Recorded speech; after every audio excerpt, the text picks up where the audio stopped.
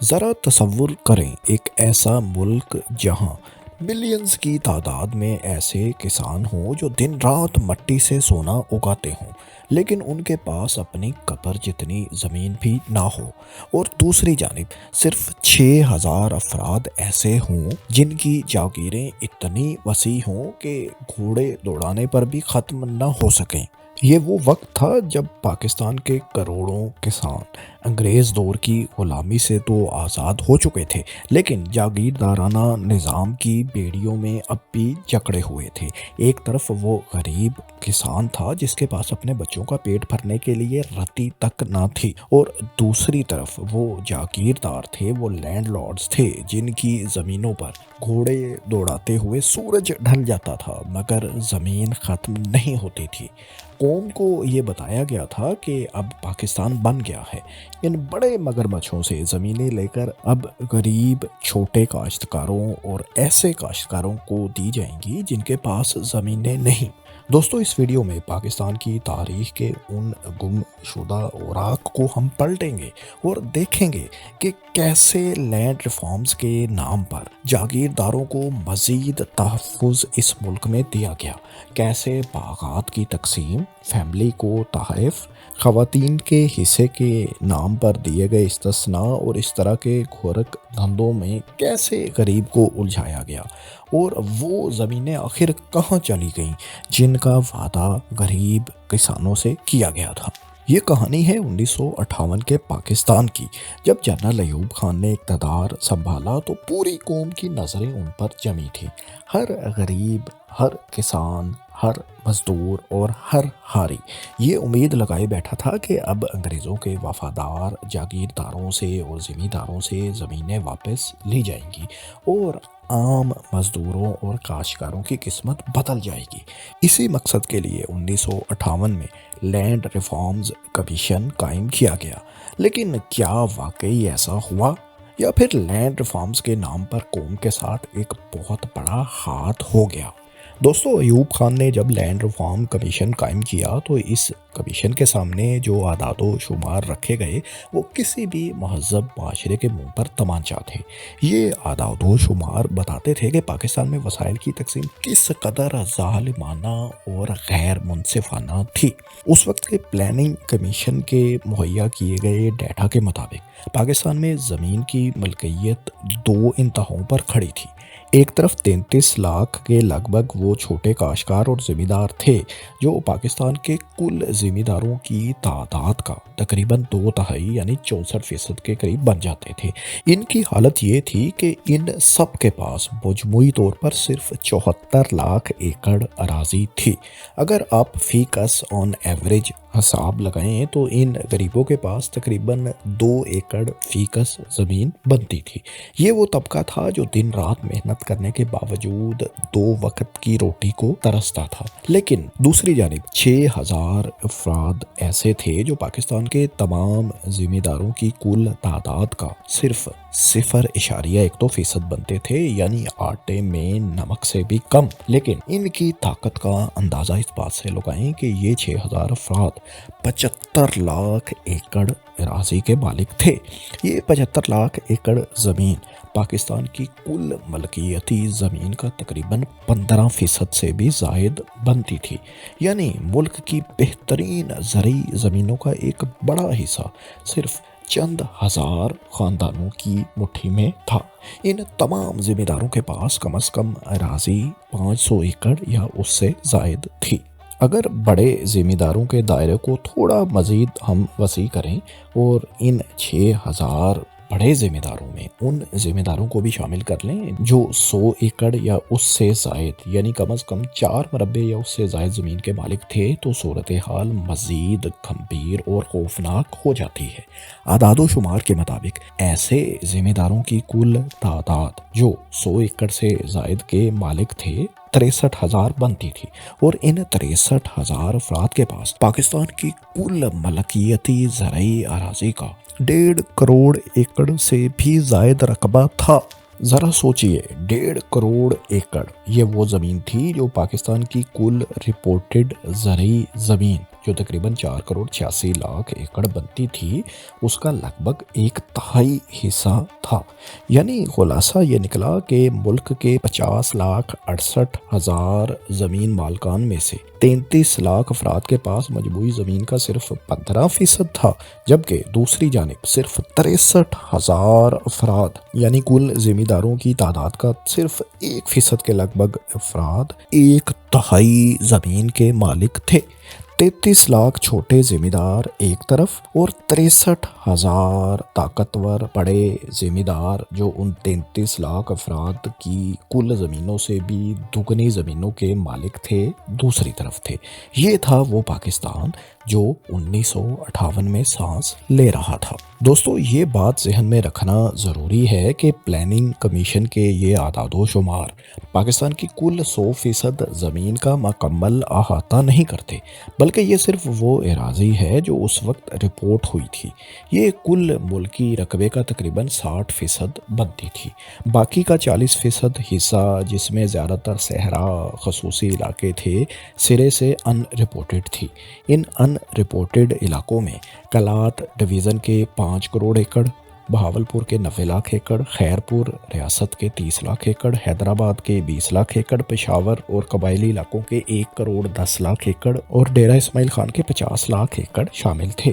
اگرچہ ان تمام ان رپورٹڈ اراضیوں کے زرعی استعمال کا کوئی سرکاری ریکارڈ موجود نہیں تھا، لیکن پلاننگ کمیشن آف پاکستان، جس نے یہ آفیشیل ڈیٹا مرتب کیا تھا، کا تخمینہ تھا کہ ان علاقوں میں مزید 2 کروڑ 30 لاکھ ایکڑ زمین ایسی ہے جو قابل کاشت ہو سکتی ہے۔ اس طرح مجموعی طور پر مغربی پاکستان کی قابل کاشت زمین 8 کروڑ 50 لاکھ ایکڑ تقریباً بن جاتی تھی۔ یعنی یہ وہ ہوش تفصیلات تھیں جو بعد میں ایوب خان کی لینڈ ریفارم کمیشن رپورٹ میں درج کی گئیں، جنہوں نے پہلی بار جاگیردارانہ ڈھانچے کی اصل گہرائی کو کھول کر سامنے رکھ دیا۔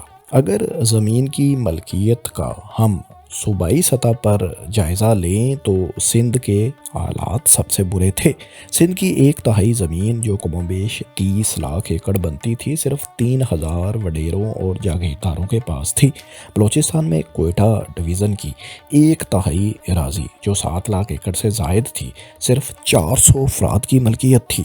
پنجاب اور اس وقت کا NWFP یعنی موجودہ خیبر پختونخوا میں حالات نسبتاً بہتر تھے، مگر وہاں بھی کچھ اچھے نہیں تھے۔ پنجاب میں 1722 ایسے بڑے زمیندار تھے جو 500 ایکڑ یعنی 20 مربع یا اس سے زائد کے مالک تھے۔ یہ صوبے کی کل ملکیتی زمین کے 10ویں حصے کے مالک تھے۔ لینڈ ریفارم کمیشن کی رپورٹ کے مطابق پنجاب میں 1% سے بھی کم طبقہ 23% زرعی رقبے کا مالک تھا۔ NWFP میں کل زمینوں کا تقریباً 12.5% حصہ صرف 677 افراد کی ملکیت میں تھا۔ دوستو یہ وہ پس منظر تھا جس میں لینڈ ریفارمز کی اشد ترین ضرورت پاکستان کو تھی۔ ہر کوئی امید کر رہا تھا کہ ایوب خان کا ماشاءاللہ ان چند ہزار افراد سے زمینیں لے کر ان 33 لاکھ غریب کاشتکاروں میں تقسیم کرے گا جن کے پاس انتہائی کم مقدار میں زمینیں ہیں، یا ایسے کاشتکاروں کو زمینیں دی جائیں گی جن کا کاشتکاری کا تجربہ تو ہے، یعنی مزارے وغیرہ، لیکن ان کے پاس زمینیں نہیں اور وہ بڑے زمینداروں کی زمینوں پر کاشتکاری کرتے ہیں۔ دوستو 1958 سے پہلے بھی لینڈ ریفارمز کی باتیں تو بہت ہوئیں۔ مسلم لیگ نے آزادی سے پہلے ایک کمیٹی بھی بنائی تھی اور پاکستان بننے کے 11 سال بعد تک کئی وزیر اعظم آئے اور گئے، مگر عملی طور پر 1 انچ زمین بھی بڑے ذمہ داروں سے نہ لی جا سکی۔ مسلم لیگ کو فیوڈلز کی جماعت کہا جاتا تھا اور اس میں کچھ حقیقت بھی تھی، اور اس تاثر کو بدلنے کے لیے مسلم لیگ نے کوئی سنجیدہ اقدام بھی نہیں اٹھایا تھا۔ چاہے ایوب خان کے لینڈ ریفارم سے ہمیں اختلاف ہی ہو، لیکن یہ کریڈٹ ان کو جاتا ہے کہ انہوں نے کم از کم کسی نہ کسی طرح یہ کام شروع تو کیا تھا۔ جنرل ایوب خان کی قائم کردہ لینڈ ریفارم 5 رکنی کمیٹی نے جنوری 1959 میں اپنی رپورٹ پیش کی، جسے کابینہ نے منظور کیا اور مارشل لا ریگولیشن نمبر 64 نافذ ہوا۔ اسے west Pakistan land reforms regulation 1959 کا نام دیا گیا۔ بظاہر یہ ایک سخت قانون لگتا تھا۔ اس قانون کے تحت ایک فرد کی ملکیتی زمین کی زیادہ سے زیادہ حد اس طرح سے مقرر کی گئی کہ نہری زمین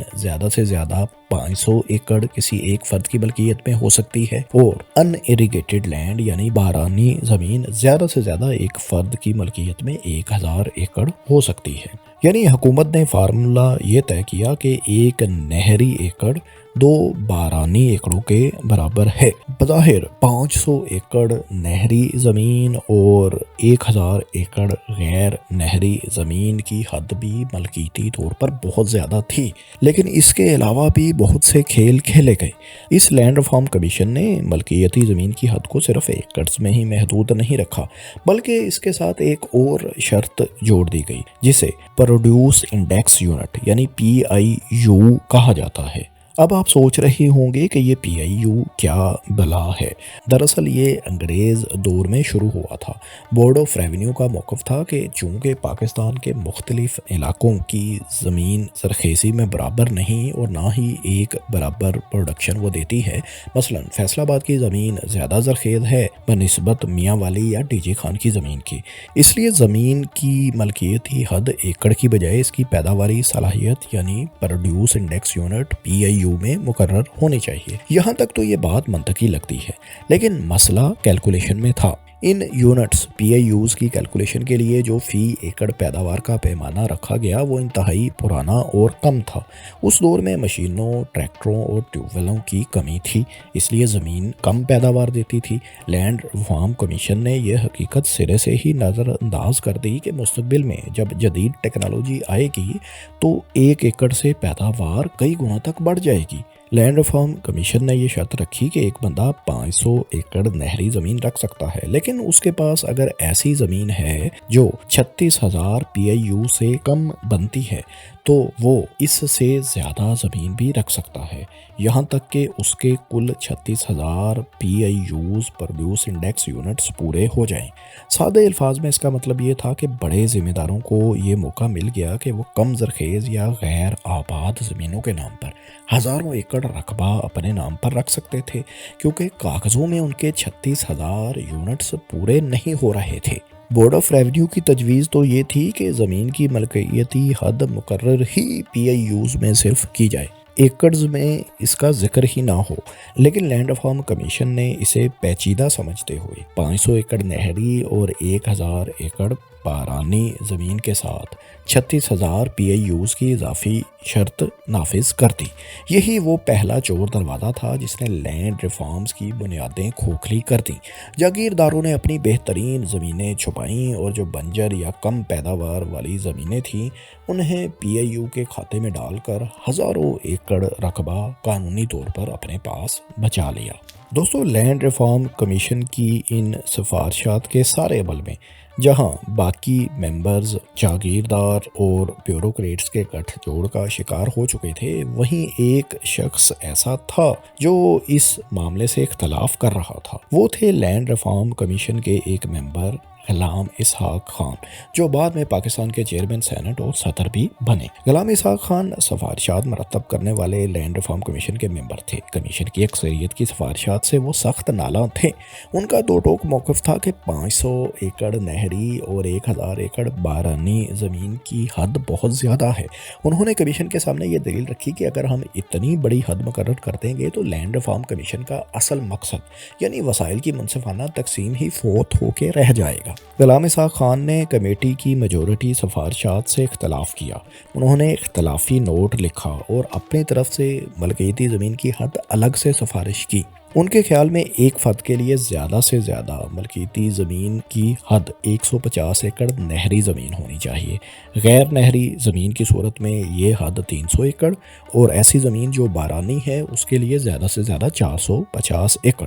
اس کے علاوہ انہوں نے یہ بھی تجویز دی کہ ایک خاندان کو مجموعی طور پر زیادہ سے زیادہ اس سے 2 گنا زمین رکھنے کی اجازت ہونی چاہیے، اس سے زیادہ ہرگز نہیں۔ انہوں نے لینڈ ریفارم کمیشن کے ممبر ساتھیوں کو یاد دلایا کہ مسلم لیگ کی اپنی ایگریرین ریفارم کمیٹی نے بھی زیادہ سے زیادہ زمین کی حد 150 ایکڑ ہی مقرر کی تھی، مگر جاگیرداروں کے دباؤ پر اس پر کبھی عمل نہیں ہو سکا۔ غلام اسحاق خان کا کہنا تھا کہ ہمیں معلوم ہے کہ ہم مکمل مساوات کبھی بھی نہیں لا سکتے، ہم ہر غریب کو، ہر کاشتکار کو جس کے پاس زمین نہیں یا زمین کم ہے اس کو زمین نہیں دے سکتے، لیکن کم از کم اتنا تو کر سکتے ہیں کہ زمین جیسے قدرتی اور انتہائی قیمتی وسیلے کو چند ہاتھوں سے نکال کر زیادہ سے زیادہ لوگوں تک پہنچائیں تاکہ زیادہ سے زیادہ افراد کو مواقع تو کم از کم دستیاب ہو سکے۔ لیکن افسوس لینڈ ریفارم کمیشن کی اکثریت نے غلام اسحاق خان کی ان تجاویز کو ناقابل عمل اور آئیڈیالزم قرار دے کر رد کر دیا۔ باقی ممبران کا استدلال تھا کہ ہمیں زمیندار طبقے کو ڈسٹرب نہیں کرنا چاہیے، یہی وہ لوگ ہیں جو دیہات میں ٹیکنالوجی کو متعارف کرواتے ہیں یعنی جدت لاتے ہیں۔ دیہی اور ماڈرن یعنی شہروں کے درمیان پل کا کردار یہ بڑے ذمہ دار ادا کرتے ہیں۔ اگر ہم نے ان سے زمینیں لے لیں تو پاکستان کی زرعی پیداوار متاثر ہو سکتی ہے، اور پاکستان کی معیشت کا اہم ترین جزو یہ زراعت ہی تو ہے۔ یہ دراصل وہ خوف تھا جو اشرافیہ کو غریب کے طاقتور ہونے سے تھا۔ وہ نہیں چاہتے تھے کہ دیہات کا کمی کمین زمین کا مالک بن کر ان کے برابر بیٹھ سکے، اس لیے غلام اسحاق خان کی آواز دبا دی گئی۔ کم از کم 500 ایکڑ نہری اور 1000 ایکڑ ان اریگیٹڈ زمین والی سفارشات کو قانون بنا دیا گیا، کیونکہ میجورٹی کی سفارشات یہی تھیں۔ لیکن دوستو، اگر آپ یہ سمجھ رہے ہیں کہ لینڈ ریفارمز کی کہانی 500 ایکڑ اور پی اے یوز پر ہی ختم ہو گئی تو آپ غلط ہیں۔ اس کے بعد اصل ڈرامہ شروع ہوتا ہے۔ ایوب خان کی لینڈ ریفارمز نے بڑے ذمہ داروں کو بچانے کے لیے استثناء کی ایسی کھڑکی کھولی جو دیکھتے ہی دیکھتے مین گیٹ بن گئی۔ ان قوانین میں ایسی شکیں ڈالی گئیں جن کا واحد مقصد بڑے جاگیرداروں کی اضافی زمینوں کو قانونی تحفظ دینا تھا۔ ان تمام رعایتوں کے بارے میں اب آپ کو بتاتے ہیں۔ لینڈ ریفارم کمیشن نے سفارش کی کہ کیونکہ پھلوں کے باغات پر بھاری سرمایہ کاری ہوتی ہے اور پھل دینے میں سالوں لگ جاتے ہیں، اس لیے اگر کسی ذمہ دار نے باغ لگا رکھا ہے تو وہ اپنی ملکیتی زمین کی حد کے علاوہ 150 ایکڑ مزید زمین باغات جس میں اس نے لگا رکھے ہوں اپنے پاس رکھ سکتا ہے۔ یہ سراسر امیر کو نوازنے والا فیصلہ تھا، کیونکہ باغ لگانا غریب کسان کے بس کی بات نہیں تھی، یہ صرف بڑے جاگیردار ہی کر سکتے تھے۔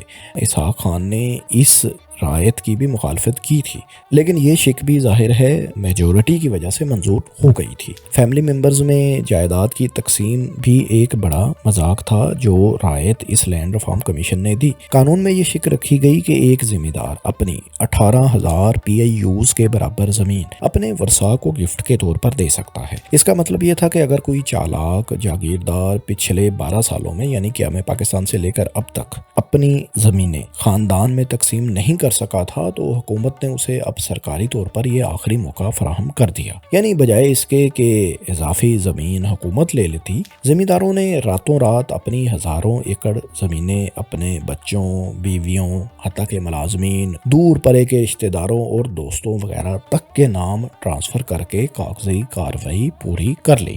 یہ رعایت دینے کا مقصد اصل میں یہ تھا کہ اکثر بڑے ذمہ داروں کا دعویٰ تھا کہ یہ زمین ہے تو میرے نام پر، لیکن دراصل یہ میرے فلاں رشتہ دار یا فلاں کی ہے اور میں ابھی تک اس کو ٹرانسفر نہیں کر پایا۔ خواتین کے نام پر زمین ٹرانسفر کرنے کی ایک عجیب و غریب رعایت بھی دی گئی، اور کہا گیا کہ اگر کسی ذمہ دار کی بہن یا بیٹی کو وراثت میں حصہ اس نے ابھی تک نہیں دیا، یعنی کسی وجہ سے وہ زمین ابھی ہے تو اس کے نام لیکن وہ دراصل اس کی بہن یا بیٹی وغیرہ کی ہے، تو وہ اپنی ملکیتی زمین میں سے 6,000 پی اے یوز کے برابر زمین خواتین کو منتقل کر سکتا ہے۔ ذرا غور کیجئے کہ وہ جاگیردار جو دہائیوں سے، صدیوں سے عورتوں کو وراثت کا حق دینے کے روادار نہیں تھے اور عورتوں کی شادیاں تک قرآن پاک سے کروا دیا کرتے تھے تاکہ زمین تقسیم نہ ہو، اچانک لینڈ ریفارمز کے ڈر سے انہیں اپنی بہنیں اور بیٹیاں یاد آ گئیں اور انہوں نے حکومت کو زمینیں دینے کی بجائے خواتین کے نام پر زمینیں منتقل کر دیں۔ اس ساری اندھیر نگری میں افسر شاہی نے بھی بہتی گنگا میں خوب ہاتھ دھوئے، چونکہ اس دور میں زمینی ریکارڈ ظاہر ہے کمپیوٹرائز تو نہیں ہوا کرتا تھا۔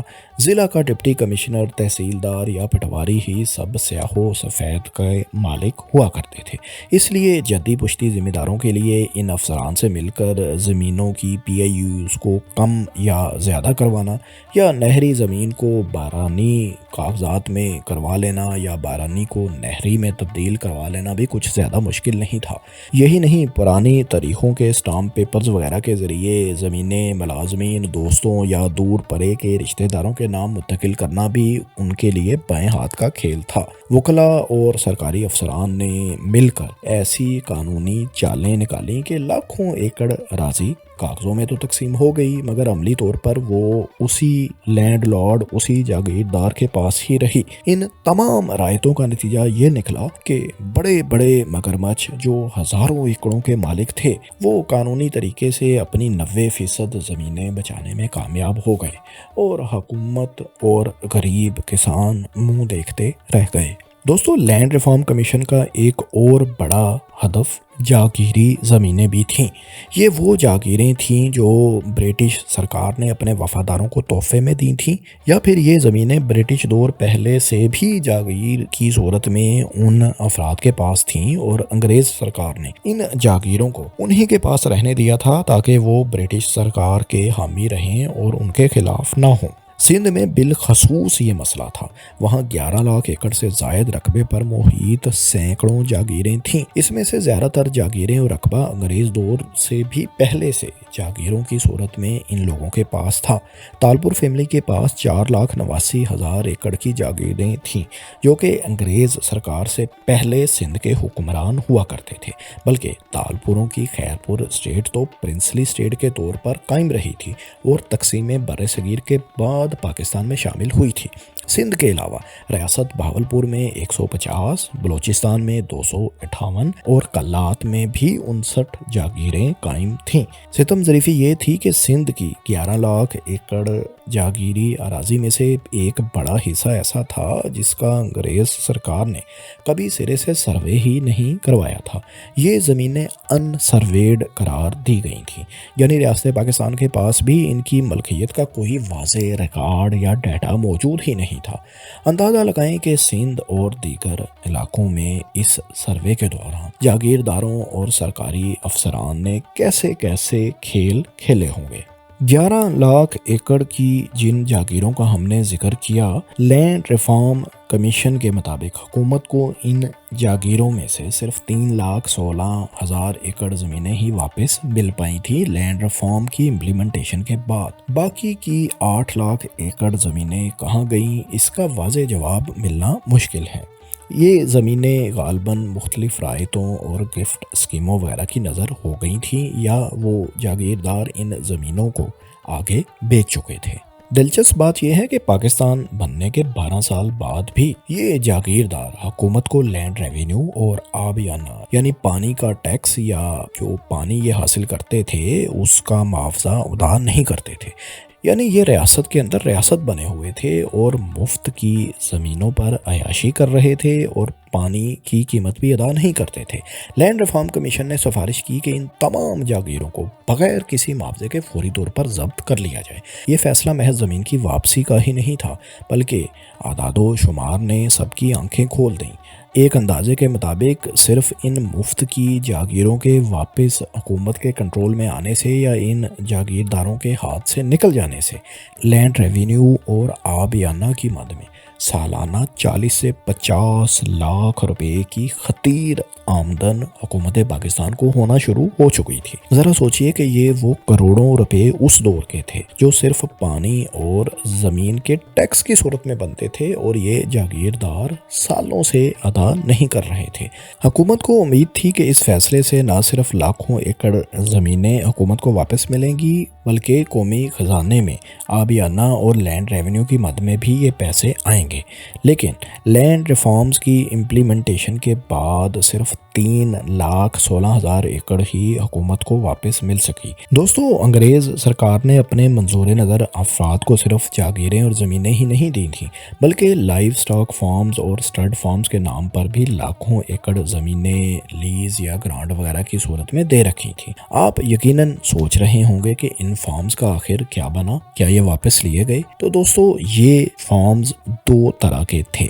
ایک وہ فارمز تھے جو پاکستان کی فوج کے زیر انتظام تھے، لینڈ ریفارم کمیشن نے انہیں قومی مفاد میں ویسے کا ویسے ہی جاری رکھنے کی سفارش کی۔ دلیل یہ تھی کہ یہ فارمز فوج کو اچھی نسل کے گھوڑے اور مویشی فراہم کرتے ہیں، لہٰذا ان کو مستثنیٰ قرار دیا جائے اور ان کے خلاف کوئی کارروائی نہ کی جائے، اور ایسا ہی کیا گیا۔ دوسری طرح کے فارمز وہ تھے جو نجی ملکیت میں تھے، پرائیویٹ لوگوں کے پاس تھے، جنہیں انگریزوں نے گھوڑے پالنے کی شرط پر یا مویشی پالنے کی شرط پر ان کو دیا تھا۔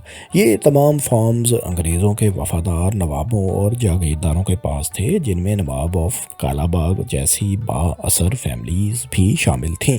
لینڈ ریفارم کمیشن نے ان تمام افراد سے اپلیکیشنز طلب کیں کہ وہ اپلائی کریں کہ یہ فارمز ان کو دستیاب رہیں۔ ان تمام فارمز کا کل رقبہ 1,28,000 ایکڑ سے بھی زائد بنتا تھا۔ لینڈ ریفارم کمیشن کو کل 41 اپلیکیشنز موصول ہوئیں۔ ان میں سے 20 افراد کی درخواستوں کو منظور کر لیا گیا اور زمین ان کی ملکیت میں تو نہیں رہی۔ حکومت نے یہ زمینیں اپنی ملکیت میں واپس لے لیں، لیکن انہیں لیز ڈکلیئر کر انہیں افراد کے تصرف میں رہنے دیا گیا۔ اس طرح ان با اثر خاندانوں کو لیز کی صورت میں عارضی طور پر ریلیف مل گیا اور یہ زمینیں انہی کے تصرف میں رہیں۔ ان منظور شدہ درخواستوں میں سرگودا کی مشہور ٹیوانا فیملی اور میاں والا کے نواب آف کالا باغ کی فیملی کو اجازت دے دی گئی کہ وہ زمینیں اپنے پاس لیز کی صورت میں رکھ سکتے ہیں۔ طریقہ یہ اپنایا گیا کہ زمین حکومت کے کاغذوں میں ضبط کر لی گئی اور انہیں پھر انہی افراد کو دوبارہ لیز پر دے دیا گیا۔ شرط یہ تھی کہ وہ حکومت کو گھوڑے وغیرہ فراہم کرتے رہیں یا فارم کو انہی شرائط کے مطابق چلائیں جن کے تحت یہ ان کو لیز پر دیا گیا ہے، یعنی مویشی پالنا وغیرہ، گھوڑے پالنا وغیرہ۔ یوں لاکھوں ایکڑ وہ زمین جو غریبوں میں تقسیم ہو سکتی تھی دوبارہ انہی جاگیرداروں اور نوابوں کے تصرف میں رہنے دی گئی۔ دوستو، دلچسپ بات یہ ہے کہ ان تمام فارمز میں سب سے بڑا form Nawab of Kala Bagh کا ہی تھا۔ ظاہر ہے انگریز کے وفادار فیوڈل خاندان سے ان کا تعلق تھا اور وہ اس وقت پاکستان لینڈ ریفارم کمیشن کے چیئرمین بھی تھے، کیونکہ وہی اس وقت پورے مغربی پاکستان کے گورنر بھی تھے۔ تو دوستو، اب آپ کو یہ اعداد و شمار بتاتے ہیں کہ ان تمام کمیشنوں، رپورٹوں اور دعووں کے بعد آخر حکومت کے ہاتھ میں کتنی زمین آئی اور غریب کسانوں کو کیا ملا۔ پلاننگ کمیشن کے مطابق 6,000 بڑے ذمہ داروں کے پاس 75 لاکھ ایکڑ زمینیں تھیں، لیکن لینڈ ریفارمز کے نفاذ کے بعد 6,000 کی بجائے 5,064 ذمہ داروں نے اپنی زمینوں کے گوشوارے جمع کروائے۔ ان میں سے صرف 763 افراد ایسے تھے جن کی زمین مقررہ حد سے زائد نکلی اور لینڈ ریفارمز کی زد میں آئی۔ باقی 85% بڑے ذمہ دار لینڈ ریفارم سے صاف بچ نکلے۔ جو زمین حکومت نے ان 763 افراد سے واپس لی، اس کے اعداد و شمار آپ کے ہوش اڑا دیں گے۔ ان ذمہ داروں کی کل ڈکلیئر کردہ زمین 55 لاکھ ایکڑ بنتی تھی، یعنی 763 افراد کی۔ ان میں سے لینڈ ریفارم کمیشن نے انہیں 36 لاکھ ایکڑ زمین اپنے پاس رکھنے کی اجازت دے دی۔ اس میں باغات کی زمین، ان کی اپنی ملکیتی حد کی زمین، خواتین کا حصہ، فیملی کو گفٹ دینے کی اجازت وغیرہ سب رعایتیں شامل ہیں جو ہم نے آپ کو پہلے بتائیں۔ حکومت نے جو زمین اپنے قبضے میں ان افراد سے لی وہ صرف تقریباً 19 لاکھ ایکڑ تھی۔ اب یہاں سب سے بڑا دھوکہ ملاحظہ کیجیے۔ اس 19 لاکھ ایکڑ میں سے بھی 10,80,000 ایکڑ زمین ناقابل کاشت تھی۔ یہ وہ زمین تھی جو یا تو پہاڑوں میں تھی یا دریاؤں کے اندر تھی یا مکمل طور پر بنجر اور ویران تھی۔ جاگیرداروں نے قانون کا فائدہ اٹھاتے ہوئے اپنی زرخیز زمینیں اپنے پاس رکھ لیں اور حکومت کے منہ پر وہ پتھریلی اور بنجر زمینیں دے ماری جو کسی کام کی نہیں تھی، بلکہ بعض لوگ تو یہاں تک کہتے ہیں کہ الٹا ان جاگیرداروں کو ان پتھریلی زمینوں سے فائدہ ہی ہوا جو انہوں نے حکومت کو دے دی، کیونکہ ان بنجر زمینوں کا ویسے تو کوئی خریدار بھی نہیں ہونا تھا۔ ان جاگیرداروں نے یہ زمینیں حکومت کو دے کر زرخیز زمینیں اپنے پاس رکھ لیں۔ حکومت کے ہاتھ تقسیم کے لیے صرف 8,23,000 ایکڑ قابل کاشت اراضی آئی۔ یہ 8 لاکھ ایکڑ زمین پاکستان کی کل قابل کاشت زمین کا صرف 1.69% بنتی تھی، جبکہ ہدف 15% زمینوں کو توڑنا تھا، جیسا کہ ہم نے شروع میں آپ کو بتایا۔ اس تھوڑی سی زرخیز زمین میں سے بھی 2,86,000 ایکڑ ایسی زمین تھی جو انتہائی قیمتی اور آبپاشی والی تھی، مگر جس پر کوئی مزارع یا ہاری بیٹھا ہی نہیں ہوا تھا، اس پر کاشتکاری ہی نہیں ہو رہی تھی، یعنی وہ خالی اور غیر استعمال شدہ پڑی ہوئی تھی۔ یہ رقبہ بڑے بڑے ذمہ داروں نے محض اپنے قبضے اور وقار کے لیے سنبھالے رکھا تھا۔ ان سیٹھوں اور بڑے ذمہ داروں کو کوئی فکر ہی نہیں تھی کہ ملک کی خوراک کی ضروریات ہوں یا غریب گھاڑی کے گھر کا چولہا۔ ان کی ہزاروں ایکڑ کی ملکیت میں اگر یہ 2,00,000 ایکڑ خالی پڑی رہے تو انہیں کوئی فرق ہی نہیں پڑ رہا تھا۔ یہ وہ زرخیز ترین قومی اثاثہ تھا جو صرف بڑے ذمہ داروں کی بے حسی اور بے فکری کی نظر ہو رہا تھا، جبکہ دوسری طرف ملک کا غریب مزارع روٹی کے لیے ترس رہا تھا اور اس کے پاس کاشت کرنے کے لیے 1 انچ زمین بھی نہیں تھی۔ لینڈ ریفارم کمیشن کی سفارشات کے مرتب ہونے اور امپلیمنٹ ہونے کے بعد جو زمین حکومت کے ہاتھ آئی، اس میں سے قابل کاشت زمین میں سے تقریباً 7,85,000 ایکڑ زمین مزارعین اور چھوٹے کاشتکاروں کو حکومت کی طرف سے بیچی گئی اور قیمت رکھی گئی 8 روپے فی پروڈیوس انڈیکس یونٹ۔ یہ رقم 25 سال کی اقساط میں انہوں نے ادا کرنی تھی، جس پر 4% سالانہ سود بھی تھا۔ مثال کے طور پر لائل پور یعنی فیصل آباد میں اس کی قیمت آج کے حساب سے ہماری تحقیق کے مطابق تقریباً 8,65,000 روپے فی ایکڑ بنتی تھی۔ اس کے علاوہ 36,000 ایکڑ زمین اسٹڈ فارمز کو حکومت نے لیز پر دے دی تھی، جو ہم نے آپ کو پہلے ہی بتایا۔ 1,08,000 ایکڑ اراضی سرکاری محکموں یعنی محکمہ جنگلات اور پاکستان آرمی وغیرہ کو منتقل ہو گئی۔ باقی کی 9.5 ایکڑ بنجر زمین حکومت کے پاس پڑی رہی، جس کو بعد میں حکومت مختلف مقاصد کے لیے ظاہر ہے یوز کر سکتی تھی۔ بڑے ذمہ داروں سے جو زمینیں حکومت نے لی تھیں، ان کے بدلے ان بڑے ذمہ داروں کو وراثتی بانڈ جاری کیے گئے، جن پر انہیں حکومت کی طرف سے 4% سالانہ سود بھی ملنا تھا۔ یعنی بے شک ان افراد سے زمین حکومت نے واپس لی، لیکن انہیں اس کا معاوضہ بھی ادا کیا گیا تھا۔ لینڈ ریفارمز کے اس سارے معاملے میں ایک ایسا طبقہ تھا جسے نظر انداز کر دیا گیا تھا۔ یہ طبقہ تھا بے زمین کاشتکار یا مزارع، جو بٹائی وغیرہ پر یا حصے پر زمینداروں کے پاس کام کرتے تھے۔ ان کے حقوق کا تحفظ لینڈ ریفارم کمیشن مکمل طور پر کرنے میں ناکام رہا۔ چونکہ جاگیرداروں سے زمینیں واپس ہی نہیں لی گئیں، اس لیے ان مزارعین کی قسمت کا فیصلہ بھی ادھورا ہی رہ گیا۔ حالانکہ لینڈ ریفارمز کا ایک بڑا مقصد ان لینڈ لیس ہاریوں کے حقوق کا تحفظ بھی تھا۔ دوستو، اگر 1949 کی مسلم لیگ کی ایگریرین کمیٹی کی سفارشات یا غلام اسحاق خان کی زیادہ سے زیادہ 150 ایکڑ ملکیت والی تجویز پر عمل ہوتا تو حکومت کو 8 لاکھ قابل کاشت اراضی کی بجائے 80 لاکھ ایکڑ اراضی حاصل ہو سکتی تھی۔ اگر یہ زمین 10 ایکڑ فی خاندان کے حساب سے بھی تقسیم کی جاتی تو 8 لاکھ غریب خاندانوں یعنی تقریباً 50 لاکھ افراد کی زندگی اس دور میں بدل سکتی تھی۔ پاکستان میں ایک زرعی انقلاب آ سکتا تھا، لیکن افسوس جاگیردارانہ سوچ نے پاکستان کے مستقبل کا گلا گھونٹ دیا۔ تو دوستو، 1959 کی ایوب خان کی لینڈ ریفارمز کا یہ تھا وہ افسوسناک انجام۔ اسے اصلاحات یا ریفارمز کہنا ہی ریفارمز کی توہین ہے۔ یہ در حقیقت وہ عمل تھا جس کے ذریعے بڑے جاگیرداروں نے اپنی ناجائز دولت اور زمینوں کو قانونی حیثیت دلوا لی۔ 19 لاکھ ایکڑ کا ہنسا سننے میں بڑا لگتا ہے، لیکن حقیقت میں یہ پاکستان کے مسائل کے سمندر میں ایک قطرے کے برابر بھی نہیں تھا، اور وہ قطرہ بھی زیادہ تر بنجر زمین پر ہی مشتمل تھا۔ لیکن ٹھہریے، کہانی یہاں ختم نہیں ہوتی۔ آپ کے ذہن میں یہ سوال یقیناً آ رہا ہوگا کہ اس دور میں ہمارے پڑوسی بھارت اور ہمارے مشرقی بازو مشرقی پاکستان یعنی موجودہ بنگلہ دیش میں کیا ہو رہا تھا، وہاں لینڈ ریفارمز کیسے ہوئیں؟ کیا انہوں نے بھی اپنے کسانوں کے ساتھ ایسے ہی دھوکہ کیا؟ کیا وہاں جاگیردارانہ نظام کی کمر توڑی گئی؟ اور کیا ایوب خان کے بعد آنے والے ذوالفقار علی بھٹو نے 1972 اور 1976 میں جو لینڈ ریفارمز پاکستان میں کیں، کیا وہ ان لینڈ ریفارم سے مختلف تھیں؟ اور سب سے اہم سوال، پاکستان کی عدالتوں اور علماء کرام نے ان لینڈ ریفارمز کو روکنے یا غیر اسلامی قرار دینے میں کیا کوئی کردار ادا کیا؟ کیا لینڈ ریفارمز کا دروازہ پاکستان میں ہمیشہ کے لیے بند ہو چکا ہے؟ یہ تمام وہ سوالات ہیں جن کے جواب ہم آپ کو اس سیریز کی اگلی ویڈیو میں دیں گے۔